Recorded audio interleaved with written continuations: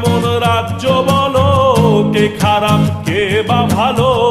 ভালো মানুষ অন্ধকারে, অমানুষী আলোর দ্বারে। এ কেমন হচ্ছে খেলা, চারিদিকে কষ্ট মেলা। কে কোথায় যাচ্ছি ভেসে, থামবো কোথায় অবশেষে? রাজার রাজ্যে সবাই গোলাম, করতে হবে রাজার সুনাম। না হয় তোমার কল্লা যাবে, বিরাট কঠিন শাস্তি পাবে।